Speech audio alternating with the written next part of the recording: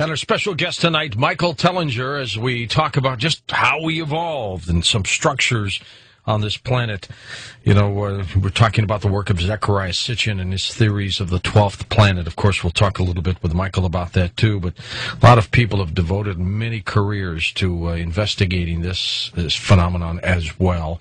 Robert Saffier does a very thorough job trying to coordinate all the various people who are talking about this. And it's growing, I think. It's growing, and it's getting bigger and bigger and bigger. The more we look at the different race groups on planet Earth. You know, we call ourselves the human race, but we're not one race. We're distinctly several different race groups. And that becomes very interesting and often a very sensitive subject, but something that needs to be discussed openly without, racial prejudice and so forth. So it becomes more and more compelling. The evidence becomes overwhelming that we are a species that has ended on this planet by some default or premeditated action, and that we did not really evolve to this point in time. We somehow were manipulated into this point in time. For a specific reason, no doubt. Yeah, exactly. You know, some evolutionists, Michael, would say, George, don't use the word popped up. We evolved, yet it's pretty convincing that we kind of just showed up all of a sudden, isn't it? Exactly. It's not just convincing. This is what I deal with almost on a daily basis now, discovering these ancient structures here in South Africa. Because, we've been promoting the concept of cradle of humankind here in South Africa, and it's a very strong selling point for the tourists to come here, because this is where supposedly the first humans either appeared or evolved or whatever you want to call it.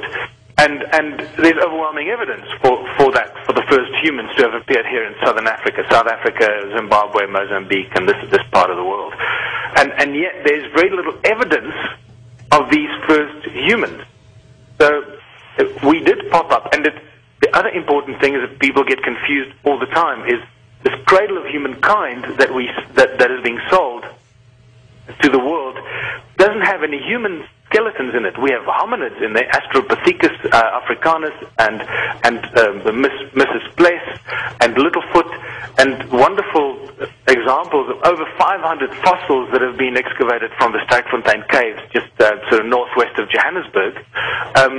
Over 500 fossils, if I've got it right, but they're all hominids, no human skeletons there. So these are all the supposedly pre-human evolutionary states. They are not human. And that's why I find it so important that we start finding these human settlements and human-built structures that indicate the presence of early Homo sapiens in Southern Africa, and I think we've just stumbled upon them. I'm extremely excited about the work we're doing here right now. It's going to really send shockwaves through the archaeological and historical fields in the world, because no one has been expecting it, and here it is. It just suddenly arrived. It's been here all the time. It's been here for years and years, and it's just been shunned and shoved aside as recently built stone settlements by the Bantu people when they first made the move down into southern Africa from northwest and East Africa in the 1300s. Because remember, the Bantu people, the black Africans, only arrived in southern Africa from about the 1300s.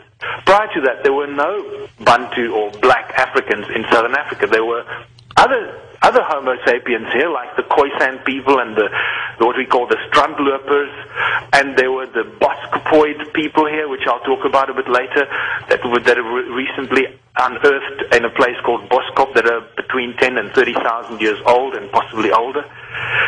And this has become a very hot political debate in South Africa, because some people believe that you've become a racist and you're drawing racial lines here, and it's got nothing to do with that. You've got to call it what it is. You've got to call it as you find it. You can't start becoming politically sensitive to one group or another. No, this is anthropology, for crying out loud. Yeah, exactly. It's like when they discover the mummies, the Aryan mummies in China.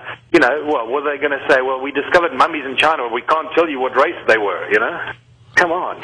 You know what fascinates me, Michael, about, and I want to talk with you a little bit about Zecharia Sitchin's work to see if you're familiar with that.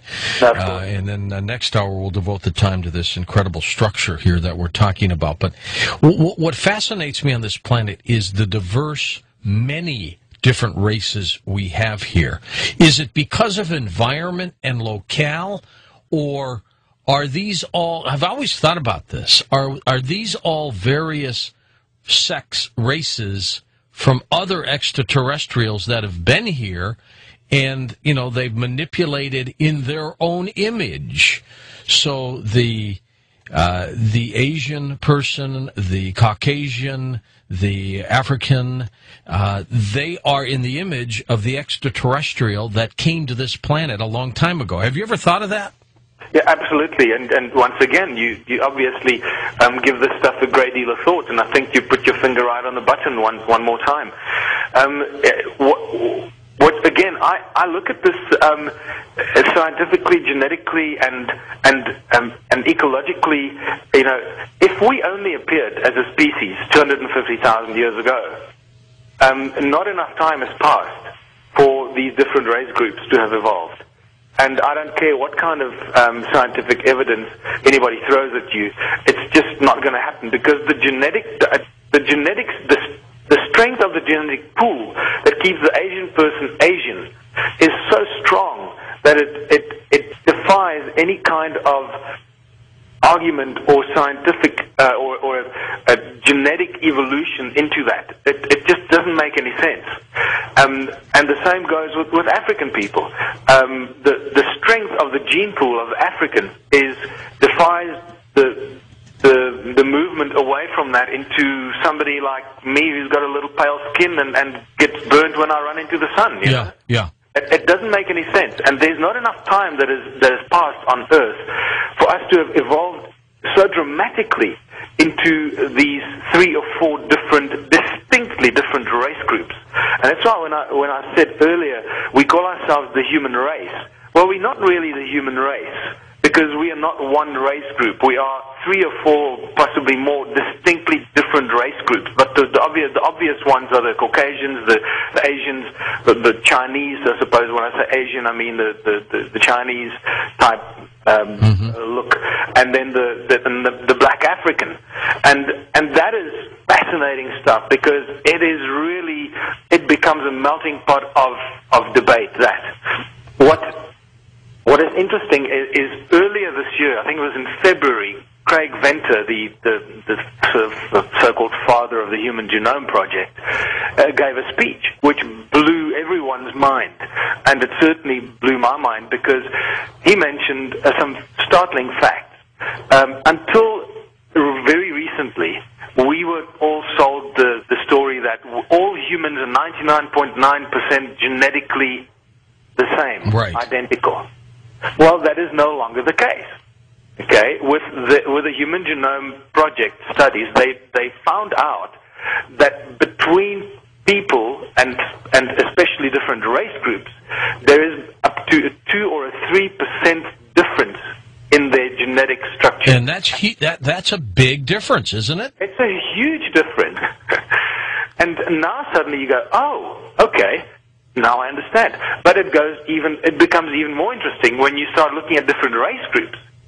The way different race groups respond to environmental factors like malaria and other disease, the way race groups respond to medicine and medication, shows as much as a 15% genetic difference in their response to these external factors. So that broadens the genetic difference even more. It's almost, Michael, as if they all came from different places in the universe. That's certainly what it seems like. It seems like there might have been a prototype kind of person built here, and then another group by one group of extraterrestrial settlers for a specific purpose. And by that I mean in my previous book, Slave Species of God, and the work that Zecharia Sitchin has done, the cloning of the humans by the Anunnaki. Many of your listeners will be very familiar with that. That seems to be a specific point in time, and possibly with some of the earliest human manipulation or manipulation of this new species called Homo sapien.